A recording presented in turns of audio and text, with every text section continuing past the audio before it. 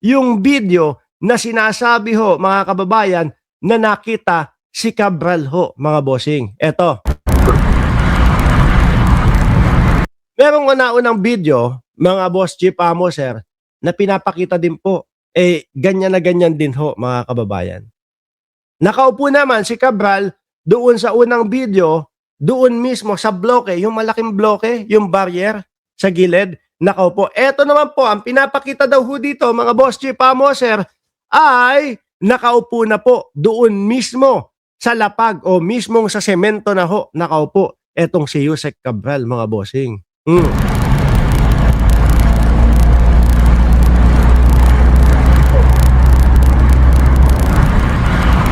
Eto, bandang dito na eh.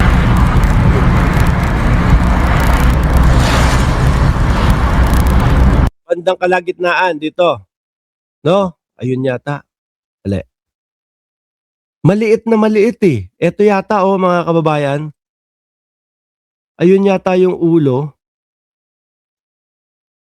Sandali hinahanap ko eh. Actually, nahirapan din ho ako na makita yun.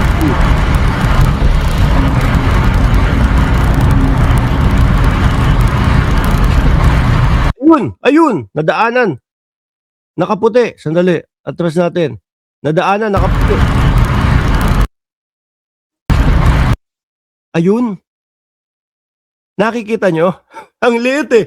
Parang mahaba ang buhok niyan, Boss Mark. At ito pa po ang isang ipinagtataka po nung mga kababayan natin. Bakit hindi man lang daw ho, ipinakita man lang yung kanyang itsura doon sa burol, mga bossing.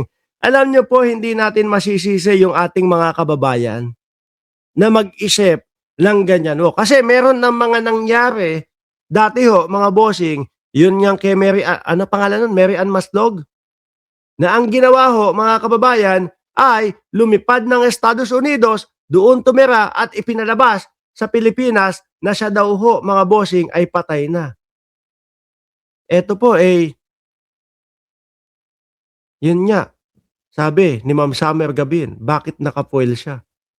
Eto ho, ganun din ho ang iniisip, mga bossing. Lalo na nung unang narinig, yung interview doon mismo sa asawa niya, na ayaw ipa-autopsiya. Di po ba? Ayun yata nasa tabi ng poste. Sabi ni Jocelyn, para mailigaw ang investigasyon, baka nilagyan ng crooks. Meron pa daw dugo, nagkalat sa kung saan nakaupo si Cabral bago tumalon. Yun yung mga nakikita natin. Ang daming lumalabas. At eto pa ho, mga bossing, merong mga pumupunta doon mismo sa lugar kung saan po sinasabing tumalon o na-disgrasya si Yusek Cabral, mga bossing, at merong sinasabi na meron ditong bahay sa ilalim eh. Di ba? Meron dito bahay sa ilalim na kapag ka siya ay bumagsak, maaaring yung mga nakatira o yung maaaring yung mga nandoon mismo sa bahay na yon ay marinig yung kanyang pagbagsak. Eto pa, ang dami ho, mga kababayan. Kaya hindi natin alam, buhay pa ba talaga or patay na? Eto naman, pinapakita nila dito na merong nakaupo doon sa gilid ng poste, na konting tulak lang, mahuhulog na. Kaya ho ako, mga boss, hindi ko ho isinasara. No? Hindi ko ho isinasara, mga kababayan, yung ating sinasabi na, wala na yan, tapos na yan, case closed na, nalaglag, nahulog. It's maaaring na disgrasya, okay? Dinisgrasya, no? Or nagpatiwakal, or baka nga nag-backdoor. Baka nga lumabas ng bansa, kagaya ni Roque, tapos yung mga nakikita ho natin, mga boss Chief Amo, sir, na mga litrato, kesyo yung ganun pa ng driver, di ba? Baka kasama yun sa role-playing nila. Baka kasama yun doon sa kanilang doon sa kanilang yung tipo bang, eto, kailangan meron tayong ganito, pa-effect natin, para kapag sinabi nila, naku, si Yusek Cabral, hindi si Yusek Cabral yan, ipapakita mo.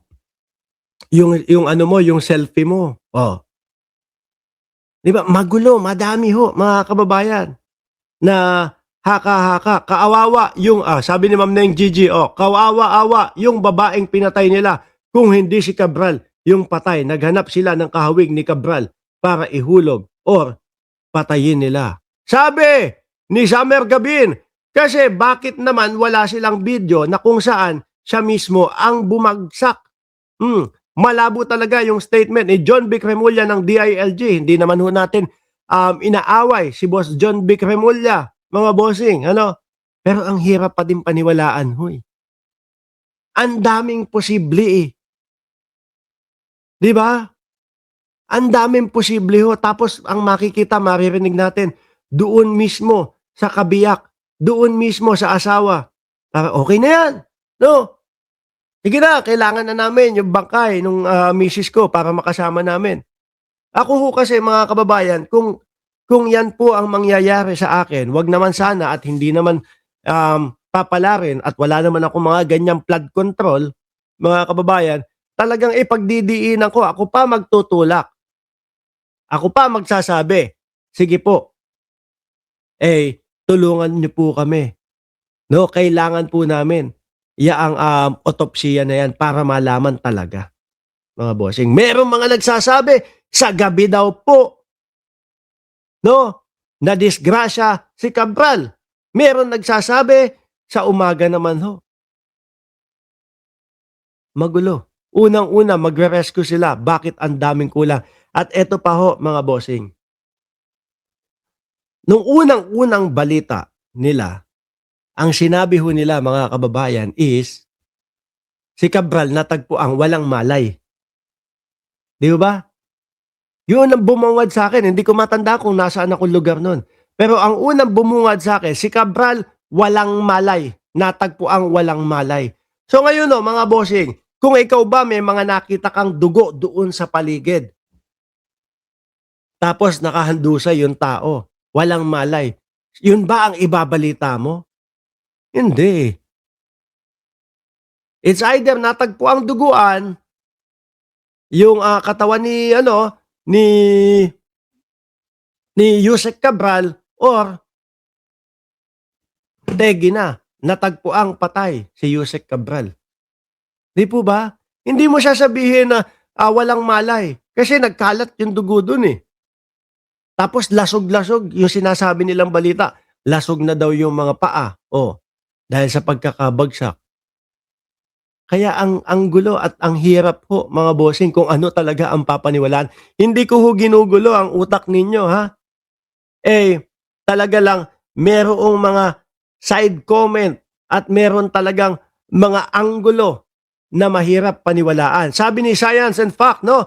Conspiracy theory is like aswang meat. Sabi-sabi lang, pero no scientific evidence na may aswang as human na transform kung anong hayop daw. Hehehehe.